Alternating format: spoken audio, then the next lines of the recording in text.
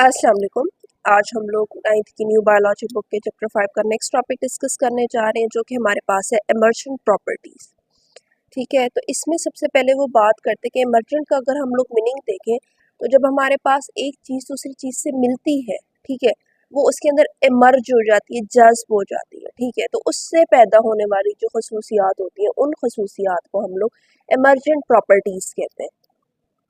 यहाँ पे वो बात करते हैं कि इन ऑर्गेनिज्म जानदारों में the component at each level, ठीक है, जो अज्जा होते हैं हर लेवल पर डू नॉट वर्क सोलोली, वो तनहा काम नहीं करते।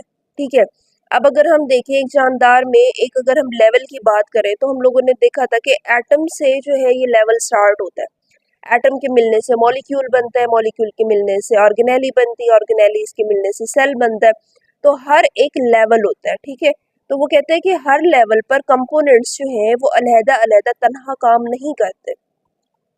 इंस्टेड इसकी बजाय दे इंटरेक्ट, या आपस में जो है जुड़ते हैं। ड्यू टू देयर इंटरेक्शन, इनके इस जुड़ने की वजह से दे क्रिएट न्यू फंक्शन, तो ये नए काम जो है नए काम पैदा होते हैं, नई खसूसियात पैदा होती हैं, कॉल्ड इमर्जेंट प्रॉपर्टीज। और उन खसूसियात को हम लोग इमर्जेंट प्रॉपर्टीज कहते हैं। दीज इंक्लूड, इनमें शामिल हैं द एबिलिटीज खसूसियात that are present in higher level of organization but are not possible from the individual component. अच्छा, ये जो इमर्जेंट प्रॉपर्टीज होती हैं इसमें किसी भी जानदार में हायर लेवल पे एबिलिटीज मौजूद होती हैं। ठीक है, हायर लेवल के काम हो रहे होते हैं, लेकिन वो हायर लेवल के काम कोई भी एक अज्जा तन्हा नहीं कर सकता, अकेला कोई भी अज्जा उस काम को नहीं कर सकता। ठीक है, तो फिर वो इतने बड़े काम कैसे हो रहे होते हैं? वो इस तरह से हो रहे होते हैं कि मुख्तलिफ अज्जा आपस में मिलकर एक जो है बड़ा काम सर अंजाम दे रहे होते हैं। यहाँ पे वो यही बात करते हैं कि following are the example of emergent properties. नीचे जो है वो कहते हैं कि एग्जाम्पल्स दी हुई है इमर्जेंट प्रॉपर्टीज की। When lower level make higher level, जहाँ पे लोअर लेवल्स जो होते हैं वो आपस में जुड़ते चले जाते हैं और हायर लेवल्स बनाते चले जाते हैं।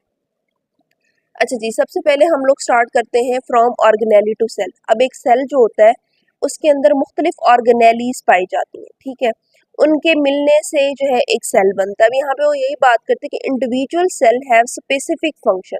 एक जो अलहदा individual organelle have specific function, एक जो ऑर्गेनेली होती है, ठीक है, उसका एक खास काम होता है। ठीक है, एक एक ऑर्गेनेली का सिर्फ एक खास काम होता है। हाउएवर, जबकि व्हेन दीज ऑर्गेनेलीज इंटरेक्ट, जब ये ऑर्गेनेलीज आपस में जुड़ जाती हैं विद इन अ सेल, एक सेल के अंदर, they create a complete system, तो ये एक मुकम्मल सिस्टम जो है वो बना देती हैं। कैपेबल ऑफ कैरिंग, जो कि इस काबिल होता है कि वो कर सके वेरियस सेलुलर प्रोसेस, सेल के अंदर होने वाले जो प्रोसेसेस होते हैं, मुख्तलिफ प्रोसेसेस, उनको ये कैरी आउट कर सके। सच एज, जैसा कि cell division, protein synthesis and energy production. अगर मैं एक ऑर्गेनेली की बात करूं तो एक ऑर्गेनेली जो होती है वो एक काम के लिए जो है वो फिक्स होती है। जैसे अगर हमने राइबोसोम्स पढ़े थे, राइबोसोम्स का काम होता है प्रोटीन सिंथेसिस, माइटोकॉन्ड्रिया का काम होता है एनर्जी प्रोडक्शन। लेकिन एक सेल जो होता है वो ये तमाम काम कर रहा होता है। उसमें क्या होता है कि तमाम ऑर्गेनेलीज एक दूसरे के साथ इंटरेक्ट करती हैं और तमाम काम जो होते हैं वो हो रहे होते हैं। तो इस तरह से वो कहते हैं कि from organelle to cell, organelles आपस में मिलती हैं। ठीक है, और उससे सेल का एक पूरा जो प्रोसेस होता है, अब एक सेल में मुख्तलिफ जो है वो काम हो रहे होते हैं। जैसे कि हमारे पास सेल डिवीजन भी हो रही होती है, प्रोटीन सिंथेसिस भी हो रही होती है, एनर्जी प्रोडक्शन। ये सारी चीज़ें कब होती हैं? जब मुख्तलिफ ऑर्गेनेलीज आपस में इंटरेक्ट करती हैं। तो एक सेल इस काबिल होता है कि वो इन तमाम प्रोसेसेस को प्रोसीड कर सके। फिर उसके बाद हमारे पास नेक्स्ट लेवल आता है from cells to tissue. Cells जब आपस में मिलते हैं तो उससे टिश्यूज बनते हैं। ठीक है, अब यहाँ पे वो यही बात करते हैं कि individual cell do not have properties that are present in tissue which they make.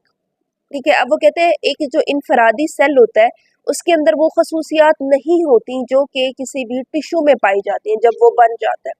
जब सेल के मिलने से एक टिश्यू बनता है तो उसके अंदर, उस टिश्यू के अंदर जो खसूसियात पाई जाती हैं वो एक इनफरादी सेल के अंदर मौजूद नहीं होती। अब यहाँ पे वो इसको मिसाल के से जो है मजीद वाज़े करता है कि फॉर एग्जांपल, मिसाल के तौर पर muscle cells combine to form muscle tissue. जो मसल सेल्स होते हैं वो आपस में जुड़ते चले जाते हैं, आपस में इंटरेक्ट करते हैं और मसल टिश्यू बना देते हैं, which can contract and generate force.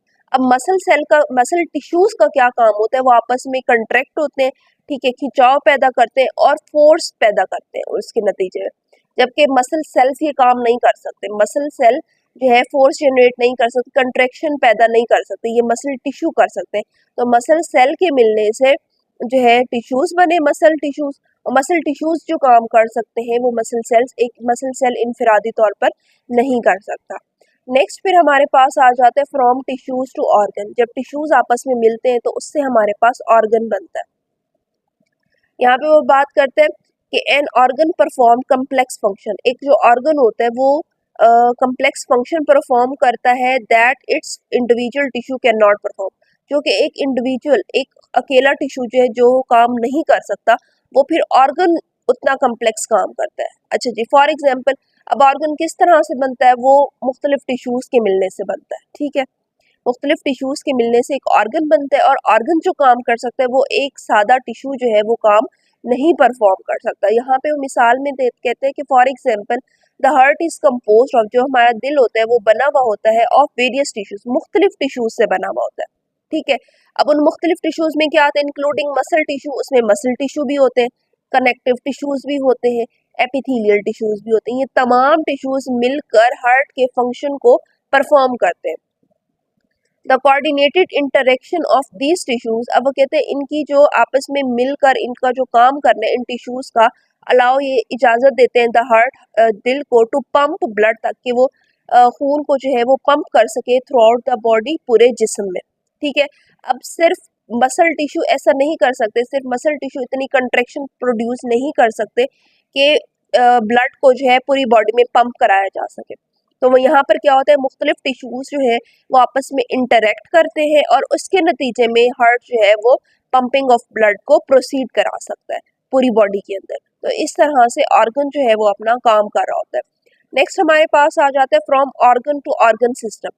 अब एक ऑर्गन से ऑर्गन सिस्टम में जो है हम लोग देखेंगे, यहाँ पे वो बात करते हैं कि multiple organs working together, multiple organs जो होते हैं ये आपस में काम कर रहे होते हैं from organ system, form organ system, और ये क्या बनाते हैं, ऑर्गन सिस्टम बना देते हैं, पूरा सिस्टम बना देते हैं, which carry out vital functions, जो कि ज़रूरी अहम काम जो है वो करते हैं। फॉर एग्जाम्पल मिसाल के तौर पर द डाइजेस्टिव सिस्टम, यहाँ पे वो अब मिसाल देते हैं कि जो डाइजेस्टिव सिस्टम होता है इस कम्पोज ऑफ ऑर्गन। अब ये एक ऑर्गन पे पूरा जो सिस्टम है डाइजेस्टिव सिस्टम, ये सिर्फ एक ऑर्गन पे मुश्तमिल नहीं होता, इसमें मुख्तलिफ ऑर्गन जो है वो इन्वॉल्व होते हैं और जाके एक पूरे सिस्टम को चलाते हैं, डाइजेशन के अमल को करते हैं। अच्छा जी, अब वो कहते हैं डाइजेस्टिव सिस्टम जो होता है वो कंपोज होता है organ like mouth, oesophagus, stomach, intestine and liver. अब यहाँ पे हमारे पास कितने सारे ऑर्गन्स जो है वो आपस में मिलकर एक सिस्टम चला रहे हैं, ठीक है। These individual organ can not digest food, अब वो कहते हैं इसमें से कोई भी एक जो है वो ऑर्गन जो है वो मुकम्मल डाइजेशन नहीं कर सकता, ठीक है। अब अगर फॉर एग्जांपल हम कहें कि हाँ जी स्टमक में ही सारी डाइजेशन हो जाती होगी, नहीं, ऐसा नहीं होता। हमारे जो फूड की डाइजेशन होती है वो माउथ से ही स्टार्ट हो जाती है। जैसे ही हमारी फूड जो होती है हमारी माउथ में जाती है, स्लाइवा रिलीज होता है, ठीक है, उसमें एंजाइम्स होते हैं जो फूड को वहीं से ही ब्रेक डाउन करना शुरू कर देते हैं। हमारे टीथ्स जो होते हैं वो ग्राइंडिंग करते हैं, उसको छोटे छोटे पीसेस में लेके जाते हैं, फिर एसोफेगस हमारी जो फूड पाइप होती है वहां से गुजरती है, वहां से मतलब माउथ से ही हमारे डाइजेशन का अमल जो होता है वो स्टार्ट हो जाता है और ये स्टमक तक रुकता नहीं है। फिर आगे मजीद इंटेस्टाइन में मजीद क्या होती है, एब्जॉर्प्शन होती है, न्यूट्रिएंट्स जो होते हैं वो एब्जॉर्ब हो जाते हैं और जो वेस्ट मटेरियल होता है वो उसको वहाँ से अलहदा होना शुरू हो जाता है। तो ये सारी चीज़ें जो है एक पूरा सिस्टम जो है इसको परफॉर्म कर सकता है, कोई एक भी एक ऑर्गन इस जो है पूरे अमल को नहीं कर सकता। तो यहाँ पे वो यही बात करते हैं कि individual organ can not digest food, एक इनफरादी जो ऑर्गन है वो फूड को डाइजेस्ट नहीं कर सकता। यहाँ पर क्या होता है, but this coordination action of this organ enable the digestion and absorption of nutrient, ये जो पूरा सिस्टम होता है कोऑर्डिनेटेड सिस्टम है, ये काबिल बनाता है कि डाइजेशन भी हो हमारी खुराक की और वो जो वहाँ से न्यूट्रिएंट्स निकले उनको भी एब्जॉर्ब कर लिया जाए, ठीक है। तो ये जो है सारा पूरा ऑर्गन सिस्टम में होता है। नेक्स्ट फिर वो बात करते हैं कि from organ system to organism. अच्छा, हमारी बॉडी में सिर्फ एक ऑर्गन सिस्टम नहीं मौजूद, हमारी बॉडी में डिफरेंट ऑर्गन सिस्टम्स मौजूद है। एक जैसे मिसाल के तौर पर यहाँ पे हमने डाइजेस्टिव सिस्टम पढ़ा है, उसके अलावा हमारे पास हमारी बॉडी में सर्कुलेटरी सिस्टम होता है, ठीक है। सर्कुलेटरी सिस्टम क्या होता है कि ब्लड को पूरी बॉडी में पहुंचाना और वहां से वापस लेके आना। नर्वस सिस्टम होता है, ठीक है। तो इस तरह से मुख्तलिफ इन सिस्टम से, ऑर्गन सिस्टम से मिलकर हमारी बॉडी बनी हुई होती है। तो यहाँ पे यही बात करते हैं कि from organ systems to organism, organ इन मुख्तलिफ ऑर्गन सिस्टम से जो है जब एक जानदार बनता है तो उसमें हम देखते हैं कि इन एन इंडिविजुअल, एक जानदार में the interaction of various organ system bring emergent properties. अब यहाँ पे वो बात करते हैं कि जो मुख्तलिफ ऑर्गन सिस्टम होते हैं ये आपस में मिलकर एमर्जेंट प्रॉपर्टीज पैदा करते हैं, सच एज कॉन्शियसनेस, जैसे कि कॉन्शियसनेस हो गई, थिंकिंग हो गई हमारी, and the ability to adopt the environment. और हम किसी भी इन्वायरमेंट में किस तरह से जो है अपने आप को अडॉप्ट करा सकते हैं, उसके काबिल खुद को बनाते हैं, ये सारी चीज़ें जो है ये इन तमाम ऑर्गन सिस्टम के मिलने से हमारे अंदर ये खसूसियात पैदा होती है। अब यहाँ पे वो बात करते हैं कि दीज कम्प्लेक्स बिहेवियर, ये जो कम्प्लेक्स बिहेवियर हैं, are not present in an individual organ system, ये किसी एक ऑर्गन सिस्टम का नतीजा नहीं है, ठीक है। हम ये नहीं कह सकते कि हाँ भाई थिंकिंग हमारी जो एनवायरनमेंट में हम लोग किसी भी एनवायरनमेंट को अडॉप्ट कर लेते हैं, वहाँ पे जा रहने के काबिल हो जाते हैं, तो वो सिर्फ हमारे एक ही सिस्टम से जो है वो लिंक होगी, नहीं। हमारी पूरी बॉडी के तमाम सिस्टम्स जो होते हैं वो आपस में इमर्ज होते हैं और फिर जाके हमारी बॉडी जो है किसी भी इन्वायरमेंट को अडॉप्ट करती है। The complex behavior are not present in individual organ but a system but arise from their coordinate interaction। अब यहाँ पे वो यही बात करते हैं कि ये जो हमारा बिहेवियर है, कम्प्लेक्स बिहेवियर है, ये किसी भी एक ऑर्गन सिस्टम का नतीजा नहीं है, ये किसी भी एक ऑर्गन सिस्टम की मौजूदगी की वजह से नहीं है, बल्कि जब हमारी बॉडी में मुख्तलिफ जो है वो सिस्टम्स आपस में जुड़ते चले जाते हैं तो उसके नतीजे में जो है हमारी बॉडी इस काबिल होती है कि वो मुख्तलिफ सिस्टम्स को, मुख्तलिफ चीज़ों को एक साथ लेके चलती है। और इस तरह से इन तमाम सिस्टम्स के मिलने से जो है हमारे अंदर जो खसूसियात पैदा होती हैं उनको हम लोग एमर्जेंट प्रॉपर्टीज़ कहते हैं। तो ये टॉपिक जो है हमारा यहाँ पे ख़त्म हो जाता है। यहाँ पे हम लोगों ने क्या देखा कि हमारी बॉडी, हमारा एक सेल जो है वो हमारी बॉडी को नहीं चला सकता, ठीक है। सेल्स आपस में मिलते हैं तो उससे टिश्यूज़ बनते हैं, टिश्यूज़ के मिलने से ऑर्गन्स बनते हैं, ऑर्गन के मिलने से ऑर्गन सिस्टम, और ऑर्गन सिस्टम के मिलने से ही एक जानदार ऑर्गेनिज्म बनता है, और इनकी प्रॉपर्टीज़ भी इन सब के मिलने से जो है वो बनती हैं। तो यहाँ पर हमारा टॉपिक कंप्लीट हो जाता है। इंशाल्लाह नेक्स्ट लेक्चर में हम लोग जो है नेक्स्ट टॉपिक को डिस्कस करेंगे। अगर आपको मेरी वीडियो पसंद आए तो प्लीज़ इसको लाइक करें और चैनल को सब्सक्राइब करें। Thanks for watching my videos.